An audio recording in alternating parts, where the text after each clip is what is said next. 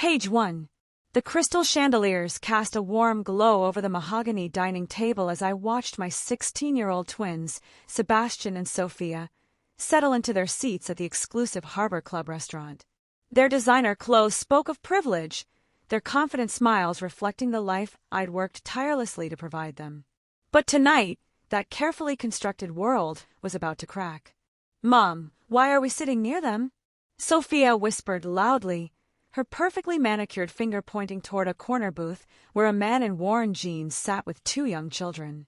The boy looked about 8, the girl maybe 6.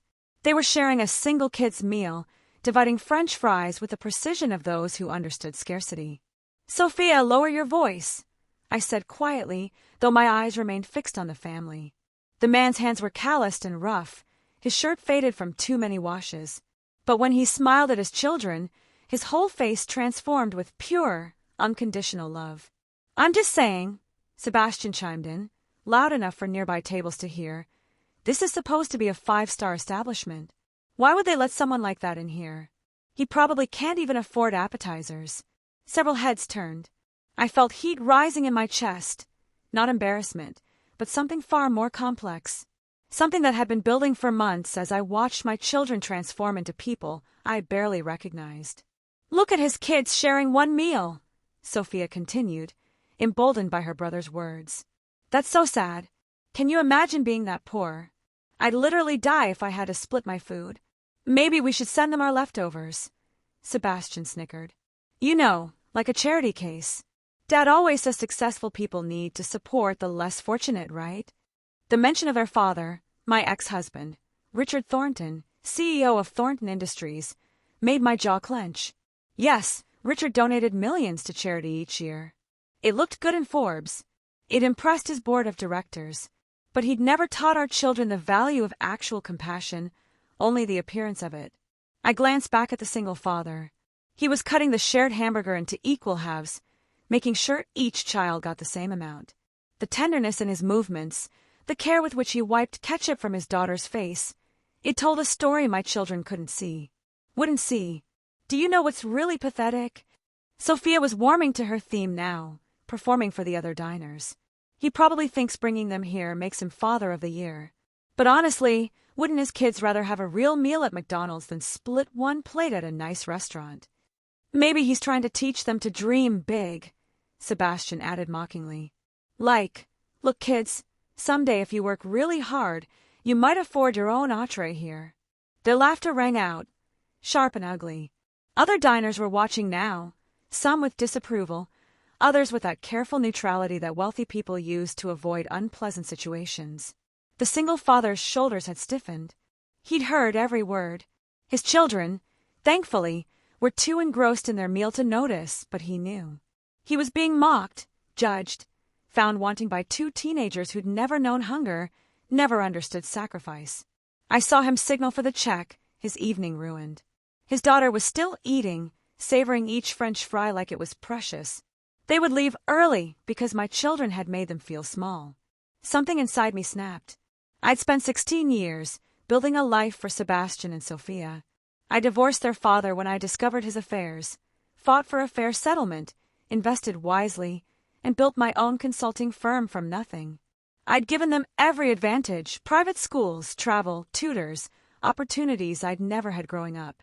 But in giving them everything, I'd somehow forgotten to teach them the most important lesson, that a person's worth isn't measured by their bank account. "Sebastian, Sophia," my voice cut through their laughter like a blade. Something in my tone made them freeze. I never used that voice. "I need you to listen very carefully to what I'm about to say." They exchanged confused glances. Around us, the restaurant had gone quiet. Even the waiters had paused in their movements. "You see that man you've been mocking?" I continued, my voice steady but carrying across the room. "The single father trying to give his children a nice evening?" "Mom, we were just joking," Sebastian started. "You were not joking. You were cruel.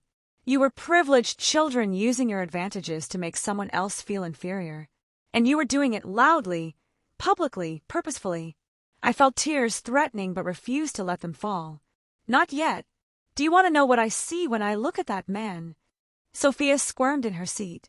A deadbeat who can't afford to feed his kids properly? The words hit me like a physical blow. Had I really raised someone who could say that? Where had I gone so terribly wrong? No, I said quietly. I see a father who's probably working 2 or 3 jobs to support his children alone. I see someone who's choosing to bring them somewhere special even though it means he won't eat himself. Did you notice he hasn't ordered anything? I see a man teaching his children that they deserve beauty and quality in their lives, even when money is tight. I paused, gathering my courage for what I was about to say next.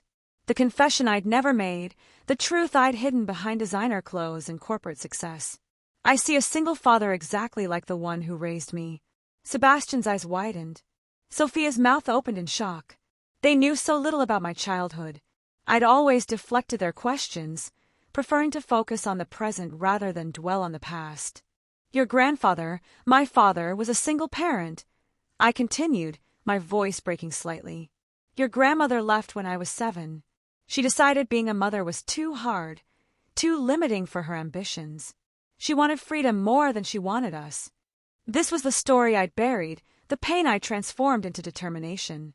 My children knew my parents were gone, but I'd never explained the details, never wanted them to carry my wounds. My father worked 3 jobs to keep us fed. During the day, he was a janitor at an office building. Evenings, he delivered pizzas. Weekends, he did landscaping. I barely saw him, but I knew he was fighting for us. Fighting to keep me clothed, housed, educated. Tears were streaming down my face now, but I didn't care. The restaurant was completely silent. Even the kitchen sounds had ceased. When I was 12, my father decided to take me somewhere special for my birthday. Somewhere I'd never been. He'd been saving for months, skipping lunches, doing extra shifts. He took me to a restaurant just like this one. I could see it so clearly, even after all these years. The nervous way he tugged at his too-tight collar. The worn shoes he'd polished until they gleamed. The pride and fear in his eyes as we walked through doors we weren't supposed to enter. We ordered one meal to share, just like that family over there. My father told me to eat every bite, that this was my special day. I didn't understand until years later that he went home hungry that night. Sebastian and Sophia were crying now too, finally understanding what I was telling them. But I wasn't finished. The wound was open, and it needed to bleed clean. 2 wealthy teenagers at a nearby table started laughing at us. They made comments about the poverty tourists in their restaurant. They said we were bringing down the ambience, that people like us should know our place. I looked at my children, seeing their horror as they realized the parallel. My father heard every word, but he didn't leave. He didn't let them chase us away. Instead, he looked at me and said, "Hold your head high, sweetheart. Our worth isn't measured by what we have, but by who we are and how we treat others." The single father at the corner booth had stopped trying to leave. He was watching me now, tears visible on his own cheeks. Our eyes met, and in that moment, we shared a recognition that transcended words. After that dinner, my father went home and worked even harder. He sacrificed everything so I could go to college, so I could build a different life. He died when I was 25, worn out from years of relentless work. But he never regretted it. He never thought his love was insufficient just because his wallet was thin. I turned back to Sebastian and Sophia, who looked devastated. Good. They needed to be devastated. They needed to have their comfortable worldview shattered. Everything you have, this dinner, your private school, your designer clothes, your trust funds, it exists because a single father who was mocked in restaurants just like this one loved his daughter enough to sacrifice everything. Your privilege is built on his poverty. Your comfort rests on his exhaustion. Sophia was sobbing openly now. "Mom, we didn't know." "You didn't know because I didn't tell you. And that's my failure, not yours. I wanted to give you better than I had, but I forgot to teach you why it matters. I forgot to teach you empathy, humility, compassion. I let your father's values, wealth, status, appearances, become your values too." I stood up, pulling my wallet from my purse. I walked across the restaurant to the single father's table, my children watching in stunned silence. The man looked up at me, wary but dignified. "I'm so sorry," I said to him, my voice thick with emotion. "My children were unspeakably cruel to you tonight. They're learning a hard lesson right now about the difference between privilege and character." He nodded slowly, understanding in his eyes. "We all make mistakes, ma'am. It takes courage to address them publicly. What's your name?" I asked softly. "James. James Morrison. These are my kids, Tyler and Emma." The children looked up at me with wide eyes. Emma was still clutching her half of the hamburger protectively. "James, would you allow me to do something?" I asked. "Not as charity, but as a repayment of a debt I owe to a man who can no longer collect it." Understanding flickered across his face. He saw himself in my story, recognized the reflection of his own struggle. "Please," I said, "let me pay for your family's meal tonight, and let me ask you to stay, to order whatever your children want. What they deserve." I pressed several $100 bills into his hand.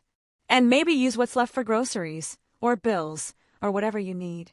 One single parent to another, across a generation. James's eyes filled with tears. "I can't." "Yes, you can. My father couldn't refuse help when it was offered, even though his pride wanted to. He understood that sometimes accepting grace is its own form of strength." Tyler and Emma were looking at their father with hope and concern, not quite understanding the adult moment but sensing its importance. "Thank you," James whispered. "You have no idea what this means." "I have every idea," I replied, "and my children are about to understand it too." I returned to our table, where Sebastian and Sophia sat in shell-shocked silence. The restaurant remained quiet, dozens of people bearing witness to this unexpected drama. "Here's what's going to happen," I told my children firmly. "We're going to finish our meal in silence, thinking about what we've learned tonight. Then tomorrow, you're both going to start volunteering at the homeless shelter downtown. Every Saturday for the next 6 months. "Mom," Sebastian protested weakly. "Not negotiable. You will serve meals, sort donations, and listen to people's stories.